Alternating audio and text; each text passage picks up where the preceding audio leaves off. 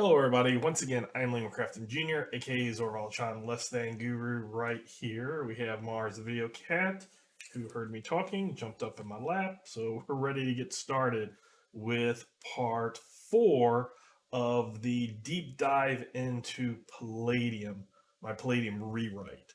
So, first off, I want to say yes, I do understand these are long winded. I do understand that I take long time to explain things, and sometimes I over explain or I say the same thing over and over. I also can go off into tangents. I realize that might be a problem with some people who are looking for nice snippets of information, and here I have a multiple hour video for something that could probably be at least reduced by a third, maybe not a half, but reduced significantly. I do understand that today I have an outline to try to keep myself focused.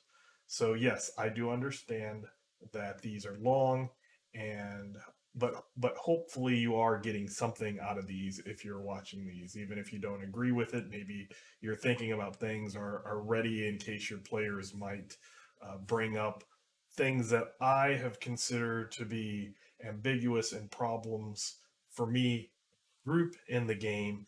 You might not see it as a problem, but maybe you'll get a player that will see it as a problem. So at least you have some ideas about that. Having said that, there are specific instances where I do think that definitions and words are important. Um, and to add time, sorry, but I got into Palladium at a time where there was no Google. There was no way to quickly find out information. Yes, we might have a dictionary or be able to go physically to a library, whether that was in school or a public library. But a lot of times, words that you read in a book, you kind of took for granted that how they were described and defined were what the actual words mean. And Palladium, that is not necessarily true. Words such as warlock, um, I learned that word through Palladium as a person who has elemental powers. The rest of the world sees it as a male witch.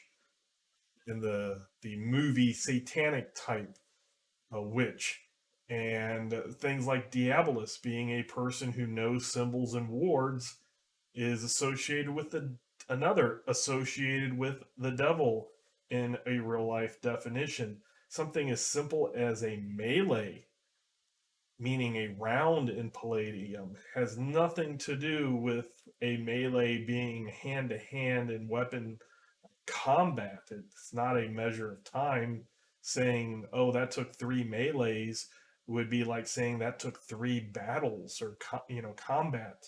So because of that reason, I do try to define things and give the reasons why I have changed some of those words. Some are because I think that the definition is misleading or wrong, especially when I get some new players that aren't familiar with Palladium, or just to get out of an old 1980s mindset of specific terms that now are derogatory or are used as weapons to be whichever side you are on, the being offended or offender or not caring, making something completely different a made up word, or just removing that makes it easier for me as a game master and how I want to do the system. So there's specific definitions. I will try to be specific. I will try to be correct. And if I misspeak, I will correct myself. I believe that that is something that more people need to do instead of just trying to push it under the rug that I was wrong, admit my mistake or correct my mistake, and go forward. So I'm sorry that that sometimes will add time to these. So, having said that, let's dig in to part 4, which is mundane things. Mundane don't mean boring in my view. Mundane just means it's not mystical. It is things that you probably could at least do real life or in a real life fantasy world without needing magic or higher powers or mental powers or things like that. It's things that normal people can do and have access to. So, equipment. I'm not going to go through everything in the equipment. That would be stupid. What I will say is Palladium has a very nice equipment section. It's double, two columns, about 2.5 pages. A lot of very detailed, good information. Pretty much took all of that. What I did do is I added some things that I felt were needed and not in that, um, in the Palladium. Things such as thieves' tools or lockpicks or some type of tool that somebody could use to burglar, pick locks, etc. Those just aren't in the Palladium book, and I put that in there because one of the first characters was a thief trying to get some lockpicking tools for his starting character. Couldn't find him in the book, and I looked in the book, and lo and behold, they were not there.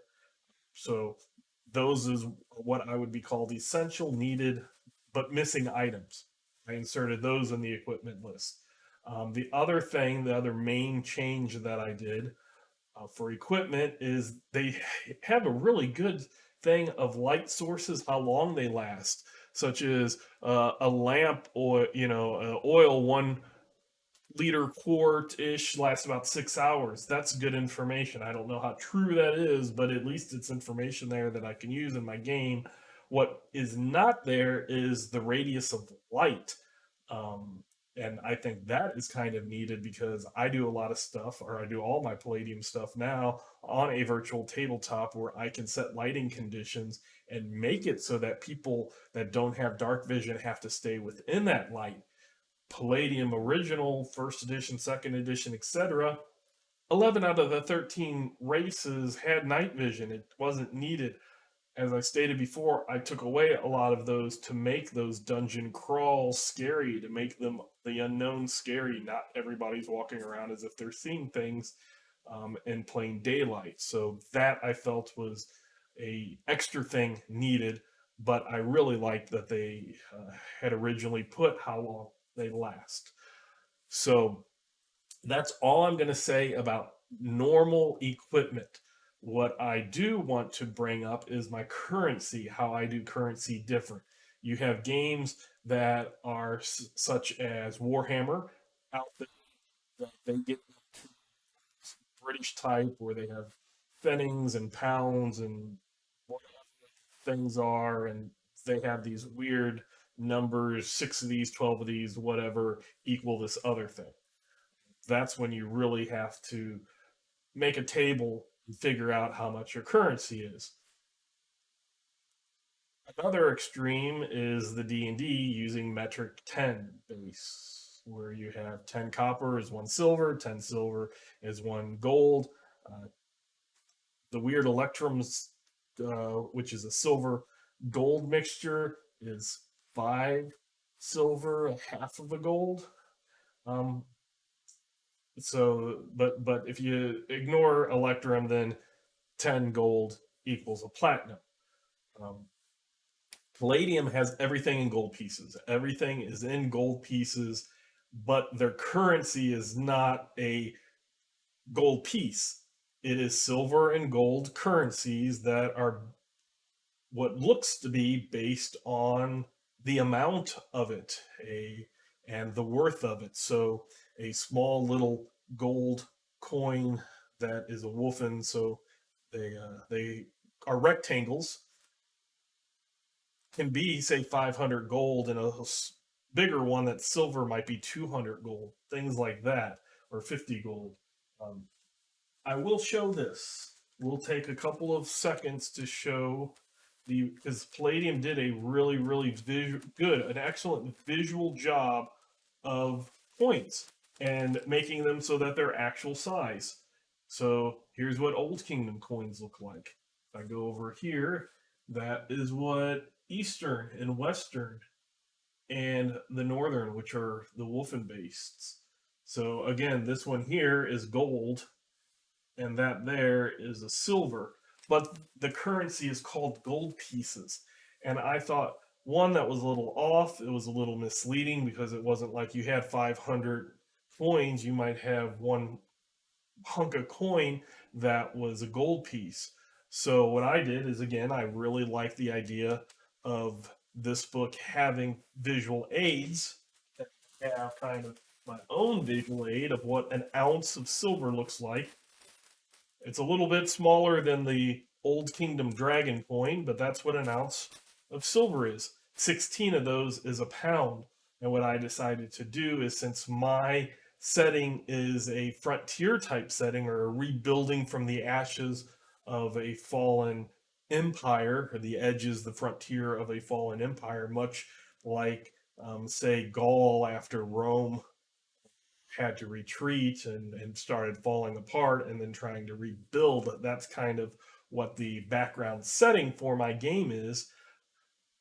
I figured that the whoever minted a coin was not as important as the material itself and the weight. So I decided to base my currency off of weight, and I took some fantasy and some real life sources of Googling value of metal, an ounce of how much does an ounce of copper, how much is an ounce of silver, how much is an ounce of gold, how much is an ounce of platinum, and figuring that out and kind of twisting it around, making my currency be ounces.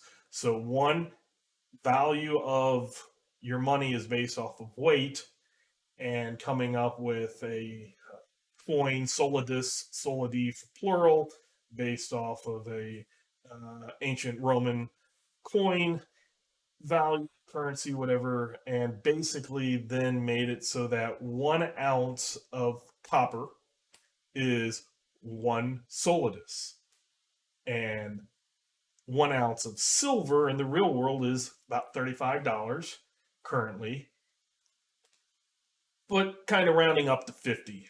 I didn't want to do 10, 10, 10s, but I didn't want to have weird off numbers. So 1 ounce of copper is worth one solidus, that big. 1 ounce silver is about that big, but it is 50. And then the next one is platinum, because although by D&D platinum is more expensive than gold, if you look at a currency value, platinum is about half of what gold is.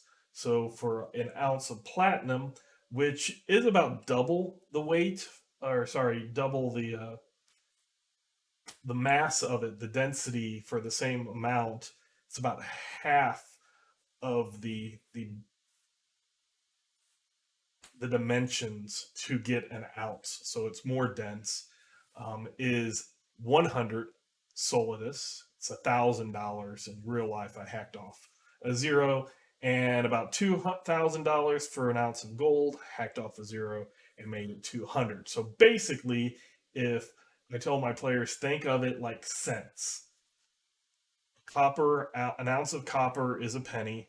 An ounce of silver is 50-cent piece. A dollar bill, coin, would be a platinum, ounce of platinum, and a $2 bill, $2 coin, if you want to think about it that way, would be an ounce of gold. And that way we can determine weight, because while I don't think that every little thing should be counted in weight, I don't get that nitpicky. What I do like is armor being weighed, weapon being weighed, and your gold being weighed. Why gold? Why currency? Because part of the old school feel that I want to have in my game is you're limited about how much you can carry out of a dungeon or out of an adventure back to your safe spot, back to your house after you split it.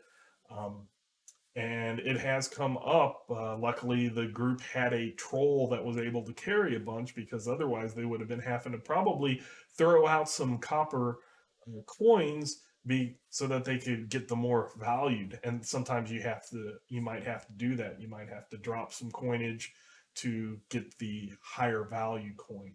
So I did want to explain that. My currency is different. So far, it did take a little explaining to my players, but once they kind of understood that it wasn't like D&D or Palladium or other system, it's based off of weight and the value of that metal, then it just fell into place, going so far as to doing the same thing with metals like iron and steel, because one of the things my players always like to do is loot the bodies of weapons and armor, not necessarily because they want to use them, because they want to take them back and sell them for scrap. I've had them just even go back and give them to the blacksmith as kind of like, hey, we're providing you with some stuff that we know you won't sell, but you can possibly melt it down and use that material again. Give us some discounts, that type of thing. So I also, in my equipment list later on, I have a list of things like tin and brass and bronze and steel and iron and things like that. So that's my currency, my value, my metals, my weight. Going along with that would be gems. Gems, I just do a flat value per carat. I don't go with the real life where 2 carats of something is worth a lot more than double the carat, and 3 is a lot more than 2 carats, and 4 carats is a ton more than 3 carats, etc. I just base it off weight. There's not a lot of gems out there in my world. They can be sold. You can sell the gem, yes, but there's not so many of them that you can transfer a lot of your gold into gems. We are on a frontier, so it's not like the banks are doing a currency exchange with gems as well as the metal currency. So gems have a place. Gems can be found on adventures. They can be sold, but it's not so easy to do it the other way. It's not so easy to take all your gold, a lot of your copper, so you have thousands of copper coins, and then turning them in to get lightweight gems doesn't quite work like that. So in the equipment list, like I said, I'm not going to go over that stuff. Just I took Palladium and added a bunch of stuff to it. I do have a whole list of herbs that I just paused there so we can, because we will talk about herbs later. And then let's get into weapons. So I changed the Palladium system. I've talked before on my species and how I have them have a size die, a I think it's, let's see, D6s are medium, and then if we go down, you have small, which are D4s, and very small D3s, which are the player characters can be. And then going up for medium, a large is a D8 and a very large is a D10. That is how I use for weapons as well, not just punches and kicks and things like that. Palladium, in their book, they had a large weapon add an extra D. So if you're rolling a D8, you would get 2D8. That would be a really nice bonus. But if you had 3D6, you're only adding a 1D6. So it seemed kind of weird. And they didn't give a higher weight, and they didn't give a higher cost for those. And then they didn't even have small for like kobolds and goblins. They had gnome-sized weapons, which had various. They weren't even based off of the other chart, and they were a lot more limited. Palladium had them in had first edition and other editions, because they've been, every single game uses that same chart, that same weapon chart, that has ancient weapons in it. Those numbers, the way that they think, the numbers don't correlate with each other, which is one. And the second thing is there's no understanding that smaller species would be able to make the exact same weapons. It would just be smaller versions of it. You could have a goblin with a longbow. It would just be a longbow to a goblin. It's not like humans are the only ones handing out stuff and then they make extra large things for the extra large races. And that was something that I wanted. I wanted also to show that if you have a large, say, a wolf and a Canaan in my game that has a short sword, it is built as a short sword for a large species. If you give that to, say, a dwarf, it will look like a large sword, maybe even a two-handed sword, but the girth of the hilt will be different. It won't be built, so it would be hard to use because of just how it's balanced, how it's built, what type of hand it's built for, things like that. And the opposite way, you might have a small kobold bastard sword that might look like a dagger to a or long dagger or throwing dagger or something like that to a Canaan, but it's not going to have the same dimensions, so it would fit awkwardly in the hands of a larger species. So what I do is I don't give weapon proficiency bonuses if it's not built for your size category. That's what I do. The other main difference in my game, besides going through and doing the D sizes, is I have a simple.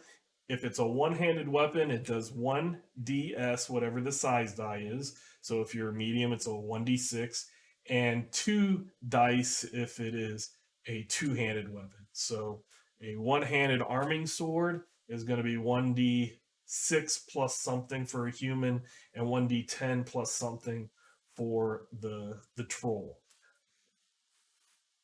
If it is a two-handed sword, then it would be 2d6 or 2d10. And I have various bonuses afterwards. So all my weapons are like 1ds plus 2, 2ds plus 3, things like that. I do have a couple of hand and a half weapons, like a bastard sword or a katana, which you could use one-handed or two-handed. The bonus, the plus at the end of it is the same. You just do a one die or two dice, depending on how you're using it at that moment. So that is kind of where my weapon damages are. And I found I used this system back when I wrote Dunamis, which had a similar amount of points for life points and shock points. In Palladium, I use hit points and shock points. But the numbers, total numbers that a character has, are relatively about the same. And it worked there very well, and it's worked in Palladium very well. I haven't had any problems with it. Um, Same thing with bows. I have the different ranges for, or sorry, the different weapon types for bows. Crossbows get up to 3D because you have a mechanism in there holding it and a lot of tension that you can use, the kind of the cranking of it to get the 3DS. Otherwise, they're mostly one DS with the two different crossbows, light crossbow being two, and the heavy crossbow being three. Uh, so now I want to talk about armor. Armor is a system that I knew going into Palladium that I needed to change. I've talked about this before. I'll talk about it again because we're focusing on equipment, and in equipment is armor, and armor is important. Back in my back in the 1990s when I was playing this, one of the biggest gripes people had about armor was not that it took damage. They understood it's not D&D, and hey, it's kind of neat that you can damage somebody's armor and your armor can get damaged, but the scale doesn't work. And this armor chart, when it's been brought over to second edition, is even worse when people have a bunch of SDC themselves as well as hit points. Got to the point where people would have a lot higher hit points than their armor, and they would want to get hit, and they would stop wearing armor because if they got hit, the healer could heal them. They would wear armor the first couple of levels until the healer gets heal spells and powers and stuff like that. And then afterwards, they would hope that they wouldn't get hit because that armor would get hit, it would take damage, and it needed a lot more time and money and finding somebody who could repair it, or having to get a skill like blacksmith or general repair, etc. So they did not want to wear armor anymore. After that was brought to my attention back then, my thought was just to multiply all the armor SDC by 10. And it worked. If you want a very quick SDC system in Palladium, you don't want to have to worry, you're not worrying about MDC with Palladium, and you just want a quick system to help where armor seems useful, timesing it by 10 works. The thing in this I didn't want, though, is I just didn't want to have to deal with big numbers. When you have plate armor that's 160, timesing it by 10 at 1,600, it just seems to just big numbers I didn't want to work with. I wanted things to be a little simple. I wanted kind of math to be on the front end and not the back end. So I came up with a system, and then I fine tuned the system to differentiate light armor from heavy armor, because I realized then there was points where nobody would pick certain heavy armors over light armors because they would do the same thing, and light armor was half the price and half the weight, and we deal with weight in my game, is to make it so that light armor material SDC only takes 1 point of SDC damage for every 5 points rolled. Just like MDC in Palladium, you need 100 points of SDC damage to do 1 point of MDC damage to damage an armor. And if it's 99, you round down. So that's what I do. I do 5 points for light armor. So if you roll your damage and you roll a 9 and you're going against an opponent and you hit their armor, they do 1 SDC of damage to that light armor. The other 4 are ignored. If you do 15, you do 3 points of SDC. Now for heavy armor, what I do is I do 10 points. So that 9 would do 1 point to the light armor, but it would not do any damage whatsoever to the heavy armor, and that gives the heavy armor the advantage. That is why people would choose, if we look up here, why you would choose half splint over reinforced leather, because half splint is 12 armor rating. It's the same as reinforced leather. It is 40 SDC instead of 38. That's only 2 SDC difference. The weight is pretty much half, and the price is 200 versus 400. Nobody would ever wear half splint, but if you make it so that you need 10 points for that heavy armor, then it does. And once I got that little distinction between light armor and heavy armor, everything's worked very well. I've had a character who had a full thing of splint made, which is a 16 armor rating and 82 SDC. And every once in a while, he gets hit with a weapon, and his armor doesn't take any damage. And if it does, it might be 1 or 2 points of damage so far. And he bought it with extra SDC, which is allowed in the original book that I transfer over. And his armor still is above the SDC of what a normal non-extra armored splint armor would be. And that's nice to see. It's nice to see the armor slowly taking damage. But when you don't take damage, or when you only take a point instead of 12 points, or instead of 14 points, instead of 19 points, it really makes the player glad that they bought that armor, that they spent that money on it. It means something, and that's what I wanted. I wanted an armor that would be able to whittle it down, but not so fast that you would not want to wear it. So that is my armor. I talked about armor tiers before. Basically, instead of having a this is what certain occupations are able to wear before penalties are given. Here's what they are if they're not men of arms, and then wizard contradicts that, and then everybody else points to the wizard. I just came up with a tier 1, tier 2, and tier 3. 1 being people like knights and paladins and soldiers and mercenary fighters, people trained in those heavy armors, that's tier 1. They get the less negatives.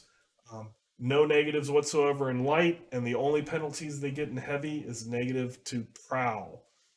Tier 2, if they're wearing heavy, they get a lower PP for movement, only for movement, and that prowl penalty, and no penalties for light armor. That would be things like rangers and archers and people like that, occupations like that. And then the tier 3, that's going to be for your normal priests, for your wizards, etc., which is going, it almost boosts things up. What was for heavy becomes for light, and light even has some movement.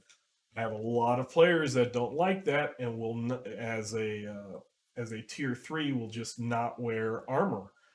But I also have ones that will wear that reinforced leather because it provides that nice, takes 5 points to do 1 point of SDC. Um, so it's, to me, when a rule is not an obvious yes or no, that's what I tend to like. I have players that use it. I have players that don't do it. That means that they're making it for their character specifically, not necessarily because this is the right choice.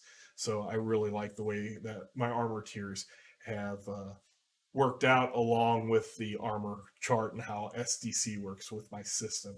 With size, I did add that smaller things cost less and way less, and larger armor and weapons are going to cost more and way more.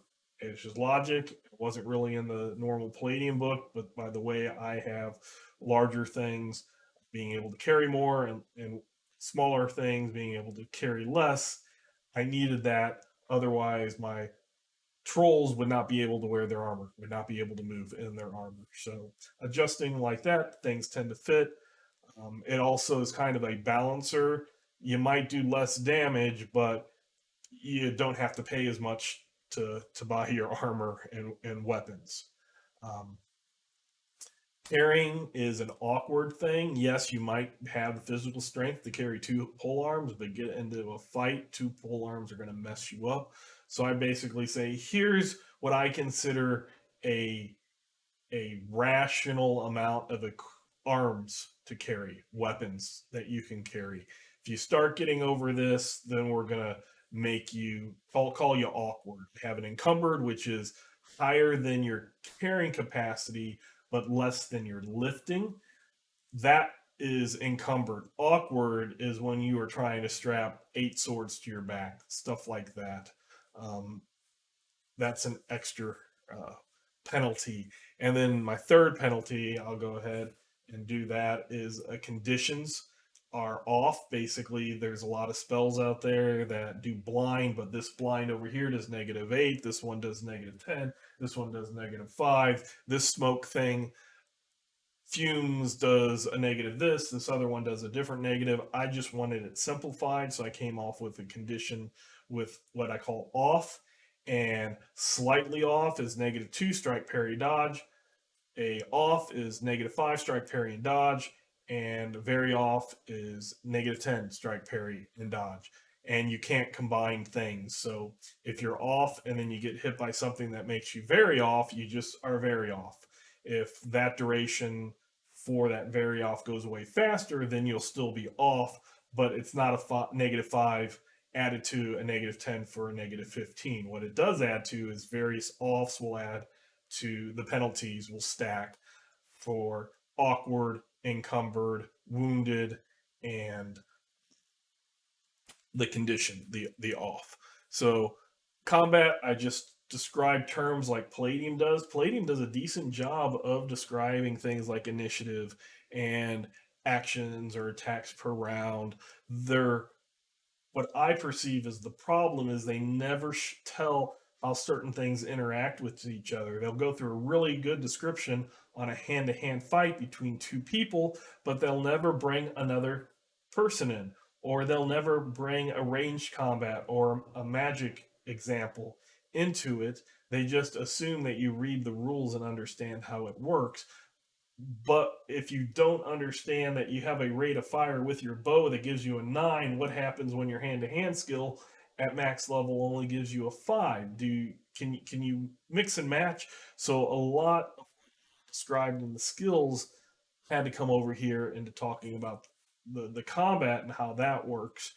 And those are things that I describe. I have two slow stances, magic, because I figure that it takes a while to either pray, if you're praying to your deity to get a power, or if you're forming magical energies into an effect, that those are slow. And melee is not trying to swing the sword as fast as you can, it's getting that opportunity to make a good strike. The ones that are trying to do things as fast as they can, in my mentality, to go along with rate of fire, because yes, I could change it. I could have just made everything a hand to hand and ignored rate of fire. That's what I did previously, but I did like the idea of rate of fire, so I turned it into three stances, or sorry, four stances. And ranged and thrown are my fast stance. Those are getting those projectiles from you to your opponent as fast as you can. Those are known as attacks. When you attack, you can only attack or move up to your max movement. You can't do both in the fast combat. In the slow combats, you get actions so that you can move and attack if you want, or you can attack and move. You can move, attack, and keep moving until you reach your max, and then no more movement is done. But that's where you can also, you might be drop a weapon and draw another weapon, switch weapon. You can't do that in the fast stances. Drink a potion, open a door, climb something. You can do all of those as actions within my slow stances. Within my fast stances, all you're trying to do is shoot that bow as fast as you can. If you want to shoot the bow and be able to do other things, you're not going to get you choose your hand to hand and use those actions. Then you can do all of that stuff. You're just not going to get your bow, your range, hand to hand ranged bonuses, because you are concentrating. You're not just, I guess, sorry, you're not concentrating on getting those out accurately fast. You're using a different maneuver so that you can do other things, a different stance so that you can do other things. So I talk about parries, automatic parries, dodges, automatic dodges, um, how damage works, which I just described. Usually you take off shock points of damage, and I described earlier I do shock points instead of SDC. SDC are those 5 or 10 points, depending on the material, damage to knock 1 point of SDC off. Shock points are just like hit points. It's just that that is what increases with your level, not necessarily your hit points.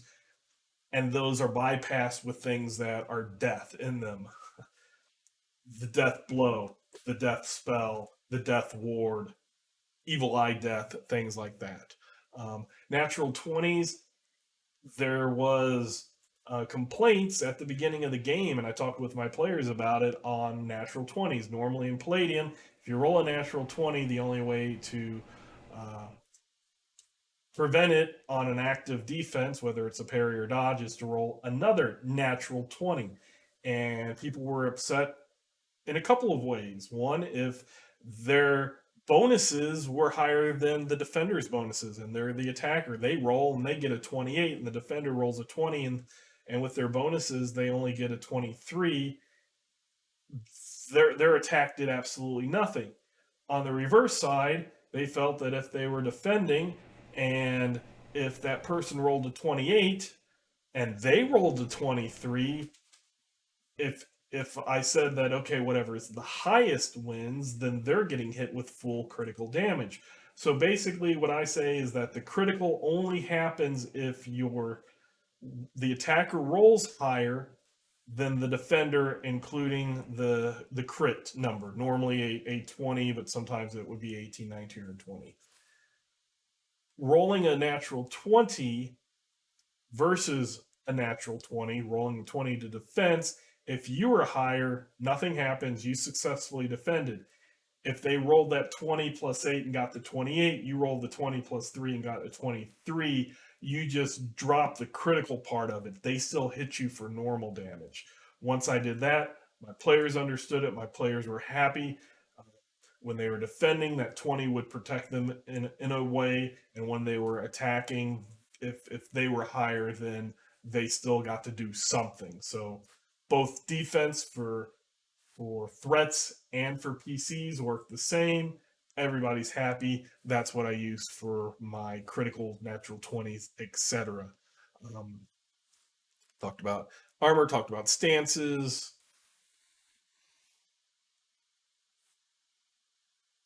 paired weapons and shields. Basically, I allow shields to be able to parry certain spell effects like fireball. They will specifically say can be parried by a shield. I don't allow it with, say, two swords, but if you have a shield, I like the idea of being able to protect yourself if you roll high for that. But I use the paired weapons. If somebody's attacking you, you could block and use your next attack, kind of take away your next action or your a behind action to attack. I didn't necessarily like the parry and get a free attack. That to me would make paired weapons even more popular and more useful than they are. I remember a lot of simultaneous blows. That's what everybody used back in the day. I wanted a more given flow, so I didn't. Paired weapons in my game are still good. It's not just the really powerful way that they were originally. Conditions, I talked about those, slightly off, off, very off, so I don't have to do those. Talked about awkward. That's not weight. That is, you could be carrying really light things that are very awkward. Pole arms aren't necessarily light. Say you had some straw, some big straws or something like that, very long that you're not trying to break, etc. Those could make you awkward, and that's basically just the game master saying you're trying to carry too much stuff or carrying a chest. You know, you're a troll and you can pick up that treasure chest, but you're trying to swing carrying that under your arm type thing. It might make you awkward. Encumbered is the it is higher than what I'm allowed to carry, but it's not higher than what I'm allowed to lift. So you're a lot slower. You get half your movement and etc. about that. Saving throws are straight from the book. I didn't really change anything with saving throws. It's just I made a conscious decision to use the saving throws. There is a versus insanity that's rarely, if ever, used in Palladium. In fact, in later games, starting with Beyond the Supernatural, they introduced horror factor, which I personally, now that I think about it, could have just been a saving throw versus insanity instead of making it a horror factor. Fumes, there's a certain list in this book of actual physical fumes that you would use that for. I've used it for certain spells. I'll explain that next time when we get into mystical stuff. But I just try to use the saving throws a little bit more than what they were instead of before, which was mainly circles, uh, circle spells and wards. Sometimes with potions, I try to use the fumes more, use the insanity more. Hunger and thirst, there's a lot of spells and psychic abilities and stuff that resist hunger and thirst, penance so that you're not affected by hunger and thirst, and there's no hunger thirst rules in it. So the game master has to invent those if they want those things to mean anything. So I invented penalties for hunger and thirst. I wrote both, again, twisting of fantasy thoughts of my head and doing online Google research on how much tigers eat, how much bears eat for large things, how much smaller cats and dogs eat in weight, measured my own cats, how much I feed them in a day, etc., to kind of figure out how much food and water they would need. Put those up there. Again, the smaller people, the smaller species, the Gelfkins, the goblins, they need less food and water to before they start getting penalties for hunger and thirst. Another, not a 1-to-1 ratio, but another equivalent kind of balancing. Trolls get big weapons, do big damage. Goblins spend less on food, armor, weapons, need less eating and drinking. So it's a relative balance, not a correlated balance. I actually have a kind of a strict order of combat so that everybody knows what's going on. And with my stances at the beginning, choose your stance. That's going to determine your bonuses for that uh, round. I drop the melee, I just call them rounds.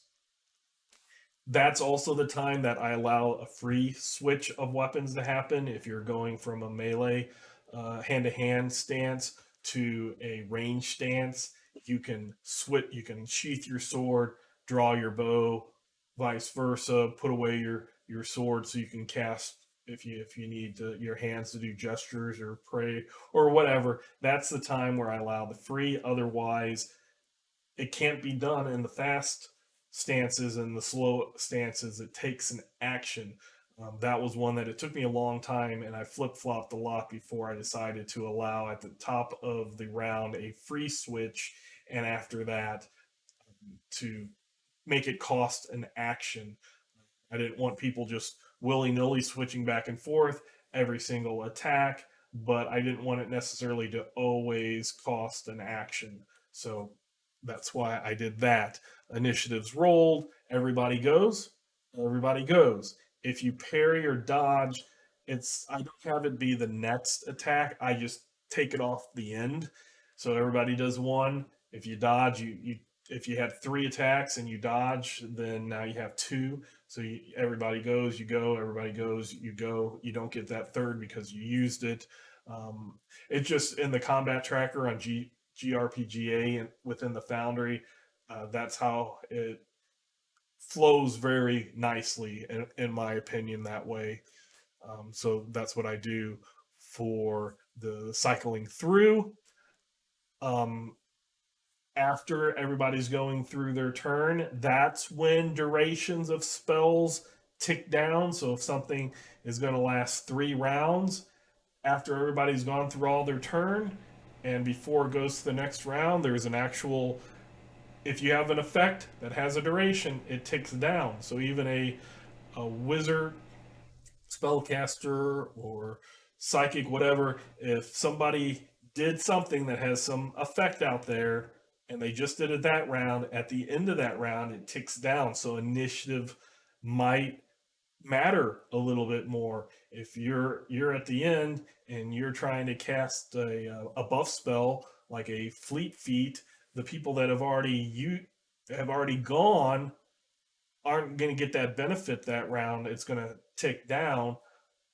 That just makes initiative important, and I want initiative to have an importance. Also, since Palladium is a game that you roll initiative for every round, and then you have turns or attacks or actions within the round, I wanted it so that it wouldn't end up people confused, like, does it tick down on my turn? Does it tick down on the person I cast it on's turn? When's it go? So it's just boom at the end of the round, starting on the round that you cast it. Um, then everything repeats until there's no more combat, and then I do have the arrow, bolt, thrown things recovery, because it's a resource, just like ISP for inner strength points. Counting those down and having to wait or meditate to get those back is a resource management. I know people say counting arrows isn't fun, but it's resource management. And when buying resources and making sure that you have enough stuff for your adventure, that's that is part of the evening out on why you can get those 9 attacks, potential of 9 attacks per round because you're in the fast stance of shooting arrows.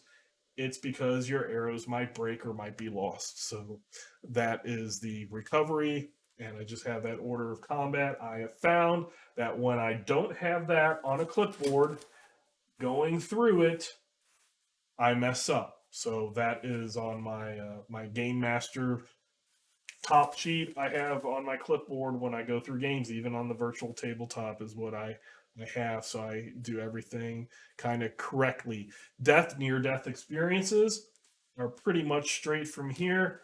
Palladium has it where you don't immediately die at 0 or -1. You can go negative PE. I kept that. Negative PE of hit points is how low you can go. If you are brought back up, Palladium isn't a pop back up. Played a lot of D&D where you get down to 0 and somebody heals you, and then you're fine. And you get down to 0 and somebody heals you, and you're fine. And I do you need 2 out of 3 saving throws versus coma and death. It's 1% you're trying to get under. If I think it's like you need to get under a 41, we can just move to the next page and it'll stay there. Coma and death is if the standard is 41% chance. So you have 2 out of 3 times getting a 41% chance. Otherwise, you need to be healed again. Even if you're healed above negative, you're still unconscious. You need to be healed again, or a day passes and then you can try it again. If it's mystical, such as a healing touch or something like that, then it's a 69% chance. Those are straight from this book. My main difference is healing is I was really thinking a lot and watching YouTube channels such as Questing Beast and Bandit's Keep and Dungeon Craft, which I like. And they brought up some good points about how in D&D and Palladium and similar systems, the healthier you are, the harder it is to heal you. If you have 3 hit points, one healing spell could easily heal you. If you have 15 hit points, you might need multiple healing spells. So the person who's healthier, more hit points, higher PE, it takes a lot more time to heal them. And I thought, wow, that makes a lot of the idea seems counterproductive, and I agree with that. And I wanted to make something so that people who were healthier would heal more. So what I did is I came up with what I call a heal base. Heal base is your PE divided by 5, and you add your level. Also, as you advance in level, you're supposed to be getting better in all different ways. So at first level, if you are a big have a great physical endurance, let's say a 15, 15 divided by 5 is 3. You add your level of 1, so your heal base is 4. When a caster casts a heal spell on you, or a priest touches you with healing touch, they add their level to it. So if your heal base is 4 and they're level 2, because you have to be level 2 to be able to heal somebody else in Palladium, you're going to get 6 points back. Yes, there's not a randomness. I understand that I took away the randomness, but a lot of times it's just like, oh man, you rolled a 1, you're trying to heal somebody. It feels bad rolling the 6 or the 8, depending on what the die is.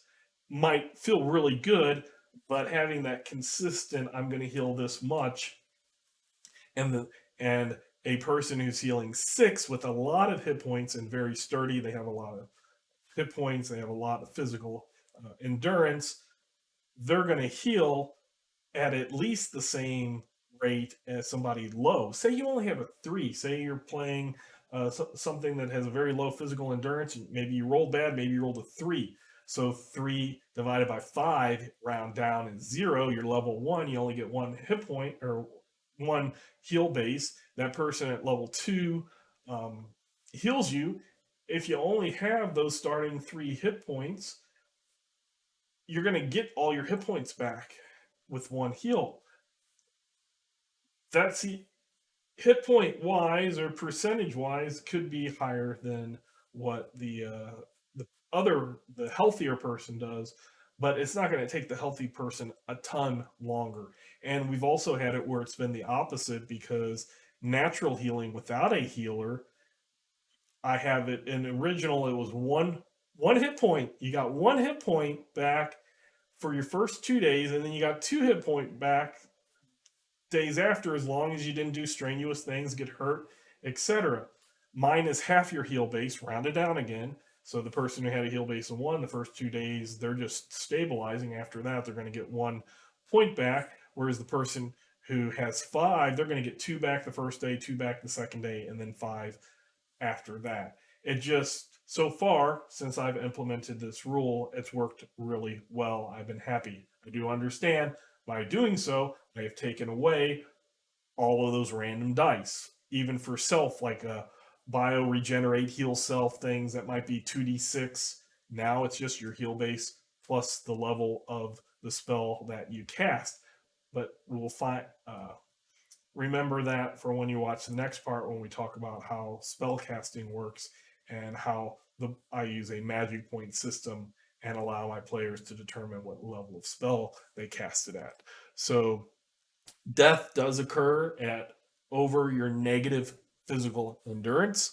The same, I have it where if you are unconscious and you've gone negative but not died and you get out of your coma, you might have a permanent injury. You have a 90% chance. You roll on the table, a 1 to 10, you're not injured permanently, no permanent physical damage.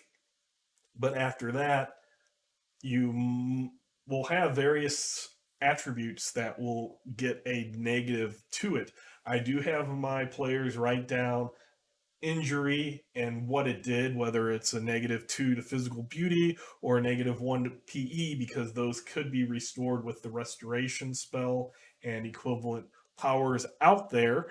But I want my combat to be deadly. I like having the negative buffer between unconsciousness and death. I do like that, but I also want my players to realize that combat is deadly. And if you're not just going to go to 0 and bounce back up, or go negative, bounce back up, go negative without there being some type of repercussions. So that's why I have the permanent physical damage. And then on death, if they're resurrected, I give them an insanity. Palladium has a big, long thing of insanities that were made off of people's and psychologists and psychiatrists' thoughts of insanities and abnormal behavior and deviations and stuff from the late 1970s to early 1980s. We've learned a lot since then. And if I came up with rules now based off of stuff that we know right now, 5, 10 years in the future, all of that, it would be look like I didn't know what I was talking about either. So instead of doing that, I just, for my insanities, as player, game master, get together, determine something that fits the situation in which the character died and was resurrected. They, such as if a big spider killed them, maybe now they're afraid of spiders. It makes sense. If they fell falling off of a cliff and died, then maybe they have fear of heights or acrophobia or something like that. Also, to keep down on randomness, because sometimes you would die and a spider would bite you, and all of a sudden you're afraid of water. Um, Possibly, yeah, but I just want it to where the player and the game master talk, come up with something that fits the character instead of having some random insanity affect you that is really going to mess with your enjoyment as a player of the game. Yes, I do understand these physical damage, these permanent negatives to PP, PE, IQ, ME, PB all could have problems with your character, but it's something that I think role playing around is much easier when it's just an attribute and not a my character got some crazy thing like their alignment completely changed. That's something you want to do. Yes, talk with your player. Maybe you thought somebody was a goody goody and you are principled alignment and they backstabbed you and killed you and you're resurrected and now you're just like I don't trust anybody. That makes sense, but something random that you don't want to deal with is something that I just want to stay with. I was going to look up something, but I won't. So that is insanity, and I do. We are get past that. Exceptional products. Exceptional products are the Dwarven and Kobold manufactured weapons. Superior weapons. I have the same thing. The only thing that I needed was because people started asking me or saying they would look at this chart, they would see bladed weapons, Kobold manufacturer. I want to buy a +3 damage with a +1 to strike and parry. The +3 damage is a 400%. The +1 strike and parry is a +800%. And then they were like, is that based off of the I have a dagger, which is 10, cost say 10 gold pieces in here, 10 solidi in my game. For 400 would be 40 added to it, so that would be 50. Does the 800% add to the 50? Does it add to the 10? Again, Palladium had a really good examples of only putting one thing on it and saying that the 400, the +3 damage is 400. If it costs 10, 400% of 10 is 40. You take 40, you add it to 10, so that way you know that it's the base weapon plus the percentage, not just the percentage. But they didn't describe what would happen if you wanted to combine things. So, as a game master, you could say, yes, you can combine them, or you could just say, which is what I did, is you just have to pick one of those things, and there's no combining. You take the base cost, you add that extra percentage together, and that's the cost of the Kobold and Dwarven manufactured. For ranged weapons, I like the idea of elves with the V being bowmen and Gelfkin being the best bowman. They can make the best bows. So I kind of did a similar thing, although you're not striking, or sorry, you're not pairing and uh, or you're not pairing with bow weapon, so it's only damage and strike. Superior armor is just adding more SDC straight from the book here is what I did. Um, Inferior weapons is taking Yinsloth Jungle has stone weapons and applying them to stone, bronze, iron, and condensing it a lot because they just had a bunch of another weapon. Basically, it was another weapon chart for stone weapons. Stone weapons hurt you just as much as metal weapons. In fact, flint, chert, obsidian are sharper than steel. Those weapons actually will cut flesh better than steel. Why don't people use it? Because they're brittle. They break when hit metal armor. Hit skin, rip you to shreds. Hit metal armor, the metal armor will break them. They're brittle, not less sharp, not less damaging uh, to people. So the weapon damage is the same weapon. It's just that I have, if you're using a stone axe against a steel suit of plate, if their contact roll, whether that is I'm pairing with it or I'm hitting it, the contact roll, if it's a 9 or higher, it shatters. And then I have a 15 higher for bronze versus iron, and iron versus steel, and then a 13 for bronze versus steel, just to kind of show that there's a big thing in the Yinsloth jungle of all these different types. This versus this is this versus this is this, and I kind of consolidate into just materials instead of a stone axe versus iron plate, obsidian sword versus chain. And instead of that detailed, I just really condensed it into kind of 2 paragraphs and then a tiny little chart. Manufactured products, armor repair. In here, there is a general repair and a professional repair, which I kept. It's just now I allow players to do it. In here, there was no general repair skill. There was no blacksmith skill. They just said, if you get it general repaired, this is how much it's going to cost, how long it's going to take. You do it professionally, this is how much it's going to cost. This is how much it's going to take. This is how much SDC is restored. Basically, I just put general repair. It's going to look, somebody's going to be able to look at it and say that was repaired. And then for professional, that's where you can mask it. It would look like a new suit instead of a repaired suit, using Tailor. leatherworking, blacksmith. These are the skills that you would use to do those things. The only other slight adjustment is, that I did is in here for general repair, they give times in hours, and in professional repair, they give time in days. I didn't like the days because you might be able to take different parts, say plate, armor. You could take the different parts and repair the different parts. So I wanted hours to represent man hours. So if you have a blacksmith that has apprentice, he could divvy out his work and shorten that time. So that's why I did it in hours. Also, I have rules on how players could make their own armor if they wanted to. Here's the skill required for cloth armor. You need tailor.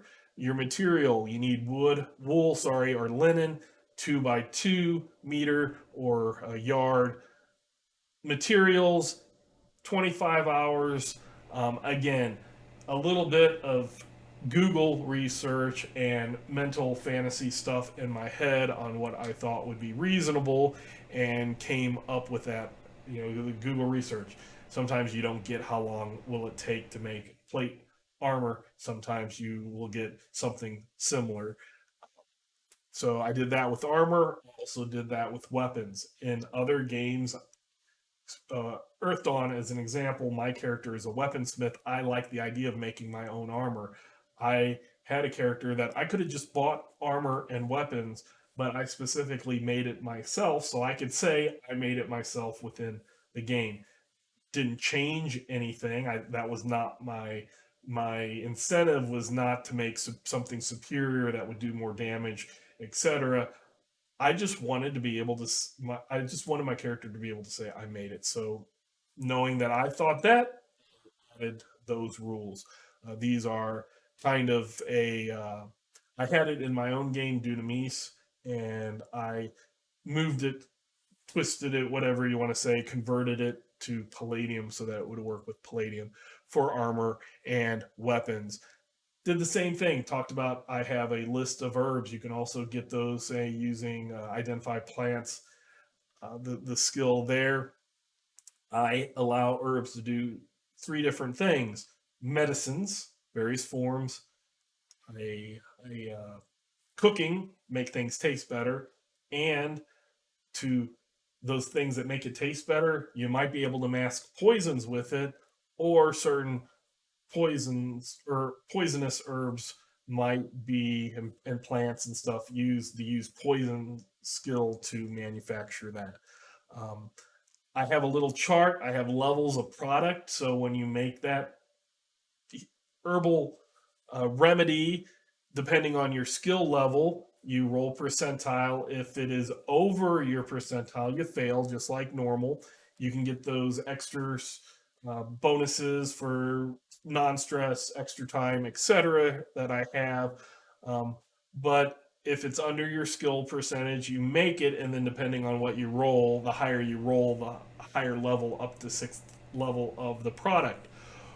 Why did I do it that way instead of having a one be the best? It's because sometimes if a person just had a low enough skill and just barely made it, I didn't want it to be the high. I wanted it to be the, when you are shaving that line between success and failure, that's where you just barely were able to get that higher level product done. So I have a little chart for it, and then I go through stuff. Again, it was a common beliefs on what different herbs do in real life, and to kind of put those together. Um, Perfumes also could be used, and I give it a +% to that charm and impress that physical beauty has, because they don't explain what that physical beauty, charm and express, or the trust and intimidate do. So I just kind of give that a little boost through certain perfumes. Poison, I have plant based and animal based. Plant based would be using such as the identify plants or wilderness survival, whatever that skill is that I have that under.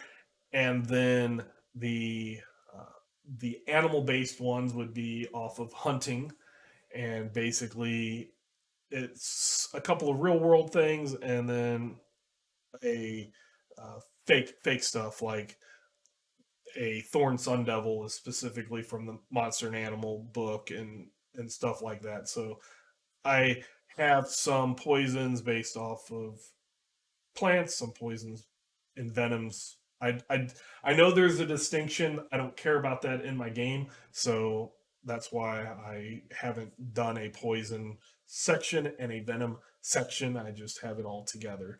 And seasonings are what makes your food taste better. Again, in the Palladium system, the cooking still doesn't make it inedible. It doesn't make it that it gives you gastrointestinal problems. It's just whether it tastes good or not. And adding some seasoning can boost you up to make your food palatable. Snares and traps, I think those are things that are interesting that have never come up in any games I've played, but they are there in case somebody wants to use their wilderness survival skill or carpenter skill or whatever, either to make some temporary trap snares type stuff for hunting, killing food or enemies, and traps. Basically, traps and snares are kind of a weird thing about where does one stop and where does the other one start, kind of between a dagger and a sword. And in in my systems, I have an artificial distinction. I'm not saying it's real. Snares are for food, and traps are to get rid of threats.